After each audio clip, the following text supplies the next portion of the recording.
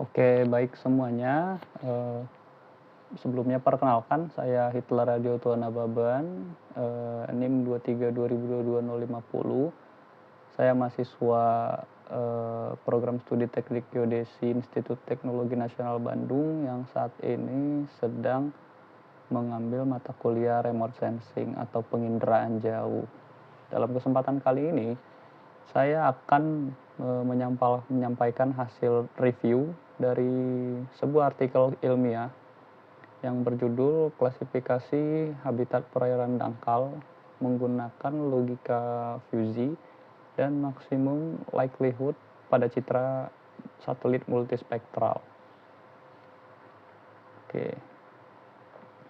Artikel ini ditulis oleh 3 orang, yaitu Sangaji, Siregar, dan Manik.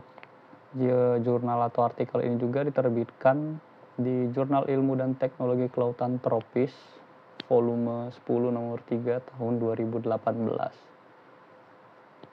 Oke. Sebelum kita masuk ke isinya, saya akan memperkenalkan dulu identitas dari artikel ini secara lebih lengkap. Untuk judulnya, seperti yang saya sudah sebutkan sebelumnya, yaitu klasifikasi habitat perairan dangkal menggunakan logika fusi dan maksimum likelihood pada citra satelit multispektral. Artikel ini ditulis oleh 3 orang peneliti dari FPIK Institut Pertanian Bogor, yaitu Muhammad Siddiq Sangaji sebagai peneliti utama, Vincentius Paulus Siregar, dan Henry Munandar Manik. Artikel ini dipublikasikan di Jurnal Ilmu dan Teknologi Kelautan Tropis volume 10 nomor 3 halaman 667 sampai 681 pada bulan Desember 2018. DOI-nya adalah sebagai berikut, bisa dibaca, dan institusinya ini tersedia secara online di jurnal ipb.ac.id. Oke. Sekarang kita masuk ke latar belakang, yaitu mengapa penelitian ini menjadi penting. Ada beberapa alasan yang mendasari hal tersebut. Pertama, bisa kita perhatikan, perairan dangkal, khususnya kawasan terumbu karang, padang lamun, dan pasir merupakan ekosistem yang sangat penting untuk dipetakan. Informasi tentang habitatnya diperlukan untuk memahami tekanan aktivitas manusia terhadap lingkungan laut dan mendukung upaya konservasi serta manajemen wilayah pesisir. Yang kedua, di sini, metode konvensional seperti survei lapangan dan foto udara memang akurat, tetapi secara waktu sangat lama dan biaya juga sangat besar, dan ini sulit diterapkan di area terpencil. Oleh karena itu, citra satelit menjadi solusi yang lebih efisien. Ketiga, ada masalah teknis yang sering muncul dalam klasifikasi citra, yaitu piksel campuran atau mixed pixel. Piksel campuran terjadi ketika satu piksel merepresentasikan lebih dari satu jenis objek di lapangan. Ini akan jadi masalah utama pada citra beresolusi medium seperti Sentinel-2A. Logika fusi hadir di sini sebagai solusi karena ia memungkinkan satu piksel untuk memiliki derajat keanggotaan di lebih dari satu kelas. Dan yang keempat, kajian komparatif antara logika fusi dan maksimum likelihood di perairan tropis Indonesia masih sangat terbatas, sehingga penelitian ini mengisi celah tersebut. Kemudian untuk tujuan penelitian. Penelitian ini memiliki 3 tujuan utama yang semuanya saling berkaitan. Pertama adalah tujuan untuk menerapkan algoritma klasifikasi logika fusi untuk memetakan habitat bentuk perairan dangkal pada jenis citra satelit Spot 7 dan Sentinel-2A, dengan terlebih dahulu menerapkan koreksi kolom air menggunakan metode Depth Invariant Index atau DII. Kemudian yang kedua adalah untuk menguji tingkat akurasi dari hasil klasifikasi tersebut menggunakan matriks kesalahan atau confusion matrix dengan parameter overall akurasi, producer akurasi, dan user akurasi. Dan tujuan ketiga adalah membandingkan performa logika fusi dengan maksimum likelihood, metode yang lebih konvensional sehingga bisa diketahui mana yang lebih efektif untuk kasus ini. Oke. Selanjutnya kita masuk ke data yang digunakan. Data utama yang digunakan dalam penelitian ini ada dua jenis citra satelit multispektral. Yang pertama adalah citra spot 7 dengan resolusi spasial 6 meter diakuisisi pada tanggal 12 Juni 2016. Spot 7 memiliki resolusi spasial yang lebih tinggi sehingga diharapkan menghasilkan klasifikasi yang lebih detail. Dan yang kedua, citra Sentinel-2A dengan resolusi spasial 10 meter diakuisisi pada 22 September 2017. Sentinel-2A merupakan citra yang lebih mudah diakses secara gratis. Kedua citra ini mencakup kawasan Karang Lebar dan Karang Congkak di Taman Nasional Kepulauan Seribu, Provinsi DKI Jakarta.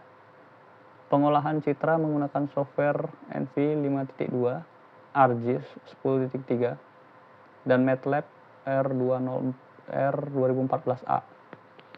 Untuk data lapangan, tim peneliti mengambil 264 titik sampel selama 5 hari dari tanggal 6 sampai 10 Desember 2017 menggunakan metode snorkeling dengan transect kuadrat 10 x 10 meter dan alat GPS Garmin Montera dengan akurasi spasial itu 3 hingga 5 meter.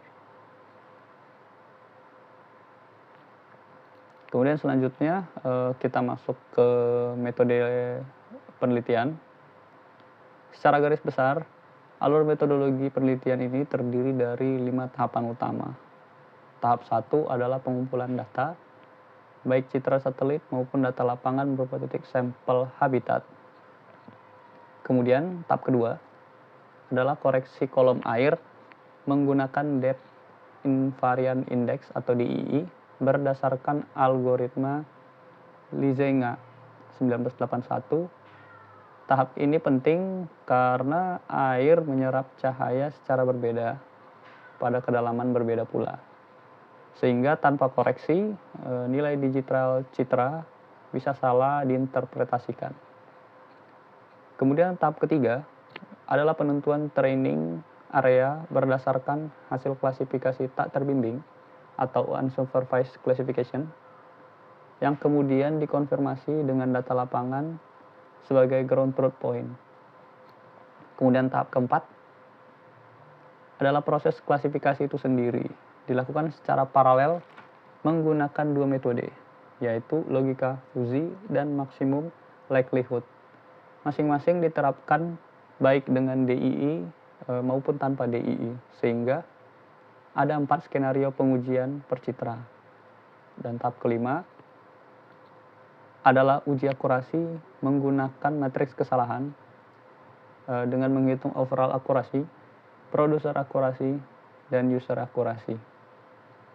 6 kelas habitat yang dipetakan adalah karang, pasir, rubble, lamun, pasir campur lamun, dan pasir campur karang. Kemudian kita masuk ke detail metode logika fusi. Saat ini akan saya jelaskan lebih detail tentang logika fusi sebagai salah satu metode utama. Konsep dasar logika fusi adalah keanggotaan parsial. Berbeda dengan logika biner, di mana sesuatu hanya bisa bernilai 0 atau 1. Logika fusi memungkinkan suatu piksel memiliki derajat keanggotaan di antara 0 dan 1 terhadap beberapa kelas sekaligus secara bersamaan. Ini sangat sesuai dengan karakteristik perairan dangkal yang seringkali memiliki batas habitat yang tidak tegas. Ada 3 tahapan utama dalam logika fusi yang kita gunakan. Yang pertama itu adalah fusification, yaitu nilai min atau rata-rata dan standar deviasi dari masing-masing kelas habitat yang diperoleh dari training area di lapangan digunakan untuk mendefinisikan fungsi keanggotaan tipe bell shape. Fungsi ini menentukan seberapa besar derajat keanggotaan satu piksel terhadap kelas tertentu. Kemudian ada if then rule. Aturan ini dibuat untuk setiap kelasnya. Misalnya TF input IS sekarang dan kelas IS sekarang. Untuk citra dengan transformasi Lizenga cukup satu variabel input. Untuk citra tanpa transformasi digunakan 3 variabel input, yaitu band merah, hijau, dan juga biru. Selanjutnya diffusion, yaitu hasil fusi dikonversi kembali ke nilai crisp menggunakan metode centroid atau center of gravity COG. Output akhirnya adalah nilai kelas numerik 1 hingga 6. Dan untuk sistem referensi yang digunakan adalah metode Mamdani, metode yang paling umum digunakan dan menghasilkan output berupa fusi set yang kemudian didifusifikasi.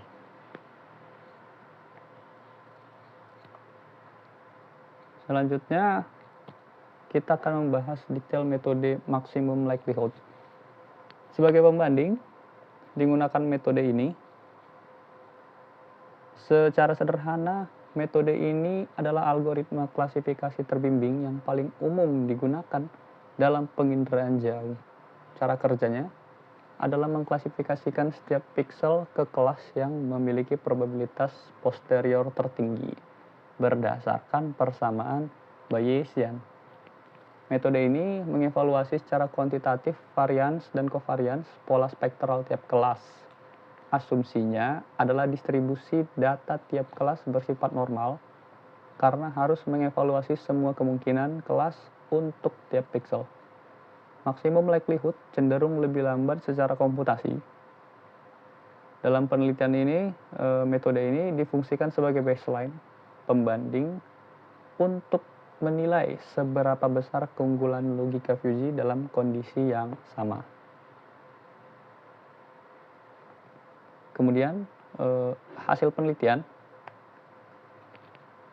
secara visual hasil klasifikasi dari kedua metode menghasilkan peta 6 kelas habitat yang dibedakan berdasarkan warna. Karang berwarna hijau, pasir berwarna coklat, rubble berwarna cyan, lamun itu berwarna ungu, pasir campur lamun itu merah, dan pasir campur karang itu kuning. Dan menariknya ada beberapa temuan penting yang saya bisa garis bawahi. Pertama, logika fusi menghasilkan batas antar kelas yang lebih halus dan bervariasi secara gradual. Ini karena setiap piksel bisa memiliki sebagian sifat dari kelas yang berbeda. Kemudian yang kedua, citra spot 7 menghasilkan kenampakan detail yang lebih baik dibanding Sentinel-2A karena resolusi spasialnya yang lebih tinggi yaitu 6 meter dibandingkan Sentinel-2A yang hanya 10 meter. Dan ketiga, penerapan transformasi DII sebelum klasifikasi terbukti membuat distribusi nilai tiap kelas menjadi lebih spesifik dan terpisah satu sama lain. Serta yang keempat, terdapat kelas campuran seperti pasir campur karang dan pasir campur lamun adalah kelas yang paling sulit untuk dipisahkan karena memiliki respons spektral yang sangat mirip. Sayangnya, artikel ini tidak menyajikan data luas per kelas habitat secara eksplisit, sehingga kita tidak bisa mengetahui berapa persen luasan masing-masing habitat di lokasi studi. Dan untuk evaluasi akurasi, berikut ini disajikan hasil uji akurasi dari keempat skenario pengujian. Akurasi tertinggi diraih oleh logika fusi pada citra spot 7 dengan koreksi DII yaitu 76,4%. Diikuti logika fusi pada Sentinel-2A dengan DII sebesar 72,3%, sementara maksimum likelihood pada spot 7 dengan DII menghasilkan 70,5%, dan yang terendah adalah maksimum likelihood pada Sentinel-2A dengan DII yaitu sebesar 63,1%. Ada 3 hal penting yang kita bisa simpulkan dari data akurasi ini. Pertama, logika fusi secara konsisten menghasilkan akurasi yang lebih tinggi dibanding maksimum likelihood, baik pada spot 7 maupun Sentinel-2A. Ini menunjukkan bahwa kemampuannya menangani piksel campuran memang berdampak nyata pada akurasi. Kedua, penerapan DII selalu meningkatkan akurasi pada kedua metode. Ini membuktikan bahwa pre-processing koreksi kolom air memang penting dan tidak boleh dilewatkan untuk citra perairan dangkal. Yang ketiga, spot 7 selalu unggul dari Sentinel-2A dalam hal akurasi. Ini sesuai ekspektasi karena resolusi spasialnya lebih tinggi. Uji signifikansi dengan z-test juga menunjukkan bahwa perbedaan antara penggunaan DII dan tanpa DII berada dalam rentang distribusi normal antara minus 1,96 sampai 1,96. Artinya perbedaannya signifikan menurut standar Colgaton dan Green 2009. Namun perlu dicatat bahwa artikel ini tidak melaporkan nilai koefisien kappa yang sebetulnya penting untuk memperhitungkan faktor kebetulan dalam hal penilaian akurasi. Kemudian ada beberapa kelebihan yang bisa kita apresiasi dari penelitian ini, yaitu yang pertama, penelitian ini bersifat komparatif dan komprehensif. Tidak hanya membandingkan dua metode klasifikasi, namun juga membandingkan dua sensor yang berbeda, Spot 7A dan Sentinel-2A. Ini membuat hasilnya lebih kaya informasi dan bisa dijadikan referensi untuk pemilihan metode dan sensor di penelitian serupa. Kemudian yang kedua, penerapan DII dilakukan secara sistematis dan terbukti meningkatkan akurasi. Ini menunjukkan bahwa peneliti memahami karakteristik fisik lingkungan yang mereka teliti dan tidak mengabaikan tahap pre-processing. Kemudian selanjutnya yang ketiga, data lapangan yang digunakan cukup memadai. 264 titik sampel yang dikumpulkan melalui snorkeling langsung di lokasi memberikan dasar validasi yang cukup kuat.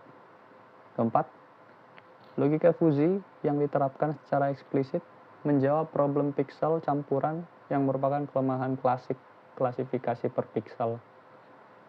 Kemudian yang kelima, yang terakhir, metodologi dijelaskan dengan cukup rinci, mulai dari pemilihan fungsi keanggotaan, bell shape, hingga sistem inferensi Mamdani, sehingga penelitian ini bisa direplikasi oleh peneliti lainnya juga. Untuk kelemahan penelitian, tentu saja tidak ada penelitian yang sempurna. Berikut ini saya sajikan beberapa kelemahannya. Pertama, ada perbedaan waktu akuisisi yang cukup jauh antara Spot 7 dari Juni 2016 dan Sentinel-2A dari September 2017. Selisihnya lebih dari 1 tahun. Kondisi habitat bisa saja berubah dalam rentang waktu itu, sehingga perbandingan antara kedua citra kurang apple to apple. Kemudian yang kedua, artikel ini tidak melaporkan nilai koefisien kappa, padahal kappa penting untuk mengevaluasi seberapa jauh hasil klasifikasi lebih baik dari sekadar kebetulan, dan sudah menjadi standar dalam uji akurasi penginderaan jauh. Yang ketiga, wilayah kajian terbatas hanya di 2 dusun, Karang Lebar dan Karang Congkak. Apakah metode ini sama efektifnya di tipe perairan lain, misalnya yang lebih keruh atau lebih dalam, masih perlu diuji lebih lanjut. Kemudian yang keempat, kelas campuran seperti pasir campur lamun dan pasir campur karang mengindikasikan adanya tumpang tindih spektral. Namun, artikel ini tidak mengeksplorasi solusi lebih lanjut untuk meningkatkan separabilitas kelas tersebut. Dan yang kelima, artikel ini juga tidak menyajikan data luas tiap kelas habitat, padahal informasi ini sangatlah berguna untuk keperluan manajemen kawasan. Misalnya, berapa hektar terumbu karang yang ada di lokasi studi, dan seterusnya. Kemudian untuk analisis dan pendapat saya, di bagian ini saya ingin menyampaikan analisis dan pendapat pribadi terhadap artikel ini. Yang pertama, kesesuaian metode. Menurut saya, pemilihan logika fusi sudah sangat tepat untuk konteks perairan dangkal tropis yang heterogen.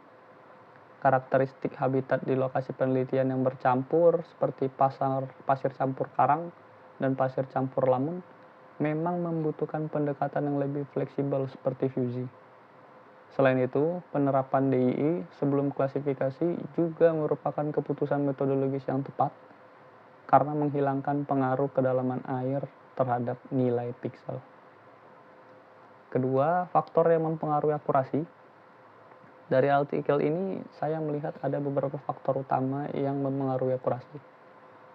Resolusi spasial citra jelas sangat berpengaruh besar.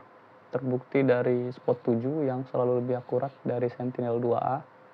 Selain itu, turbiditas atau kekeruhan air, jumlah kelas yang dipetakan, kualitas titik sampel lapangan, dan waktu akuisisi yang berbeda antar citra juga menjadi faktor pembatas. Kemudian selanjutnya, kemungkinan pengembangan. Penelitian ini membuka peluang pengembangan yang menarik. Misalnya bisa dicoba menggunakan metode berbasis objek atau OBIA yang tidak hanya mempertimbangkan nilai spektral, tetapi juga bentuk dan tekstur objek. Atau bisa juga menggabungkan machine learning seperti random forest dengan data multitemporal untuk memantau perubahan habitat dari waktu ke waktu. Dan apa yang bisa kita pelajari adalah yang paling berkesan bagi saya dari artikel ini adalah bahwa preprocessing, dalam hal ini koreksi kolom air, sama pentingnya dengan pemilihan algoritma klasifikasi itu sendiri. Seringkali kita terlalu fokus pada metode tanpa memperhatikan kualitas data yang masuk. Artikel ini mengingatkan bahwa garbage in, garbage out berlaku di sini. Tanpa DII, akurasi turun signifikan. Selain itu, saya juga belajar bahwa resolusi tinggi tidak selalu cukup jika metode klasifikasi yang digunakan tidaklah sesuai. Dan kesimpulan akhir, sebagai penutup, saya merangkum kesimpulan dari hasil review artikel ini. Yang pertama, kita jadi tahu logika Fuji terbukti lebih unggul dibandingkan maximum likelihood dalam mengklasifikasi habitat perairan dangkal dengan overall akurasi tertinggi mencapai 76,4% pada citra spot 7 yang sudah dikoreksi menggunakan DII. Kemudian yang kedua, penerapan Depth Invariant Index atau DII secara konsisten meningkatkan akurasi pada kedua metode. Dan kedua sensor juga. Ini menegaskan pentingnya koreksi kolom air sebagai tahap pre-processing yang tidak boleh dilewatkan. Kemudian ketiga, resolusi spasial berpengaruh signifikan terhadap akurasi.